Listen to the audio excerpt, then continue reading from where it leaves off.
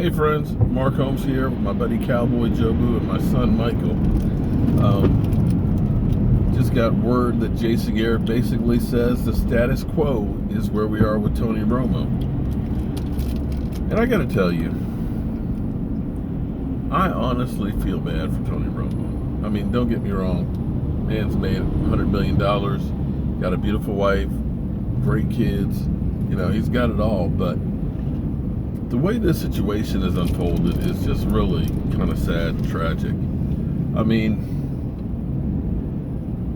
for Romo to go into this time last year, you know, rehabbing that shoulder, getting ready for the season and thinking that, you know, I've got a great team around me,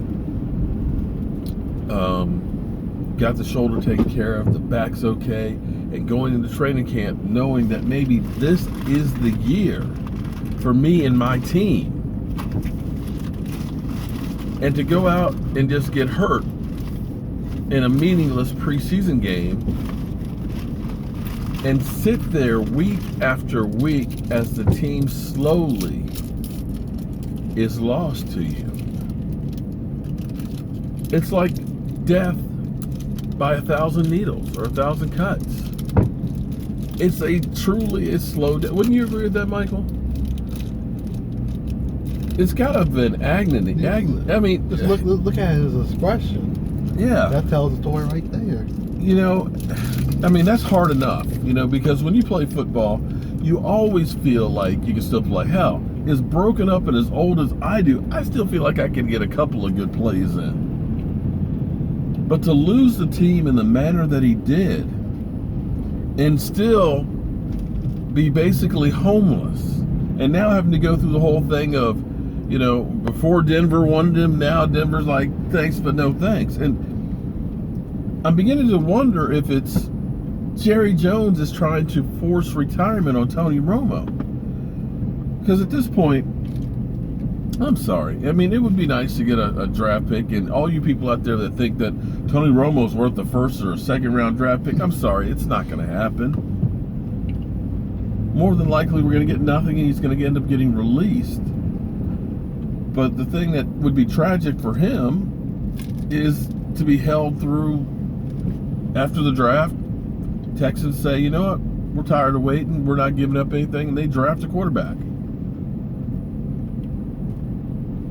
And then he's just kind of out there. Because right now, basically, it's the Texans are bust. Or retirement, I should say. Or CBS. Well, retirement, yeah. Working on CBS. They definitely want him in the booth. But I think that's more of the three-ring circus than anything else, because, you know, Tony Romo is all everybody's talked about all off season. So you want to get that guy, see how he is after going through all this and everything else. It's kind of like a train wreck that we're watching right now. And I think the ones that look bad in this, to me, are the Dallas Cowboys. You know they don't want him. They know they can't afford to pay that salary. They can't. And it would be ridiculous to pay $24 million, cap hit of $24 million for a backup quarterback when your starting quarterback is making $600,000. And I know good old Max Kellerman on First Take is always saying, you keep him as a backup because that's the Cowboys' problem. Well, guess what? That's everybody's problem. When you see guys like Josh McCown getting jobs, you know, $6 million to play for the Jets, butt fumble, goes to the Bears, and here it is, Tony Romo is just kind of there in limbo. I feel bad for the guy. I really do. We'll definitely be talking about this some more tonight on the live stream. And I hope you guys will join us with some of your comments, questions, and thoughts at 9 o'clock Eastern. I'm Mark Holmes. That's a worn out Jobu right there. And that's my son Michael, who's hesitant to be on with an old guy and a voodoo doll. I guess I can understand that one. It's not a good look. See you tonight, friends.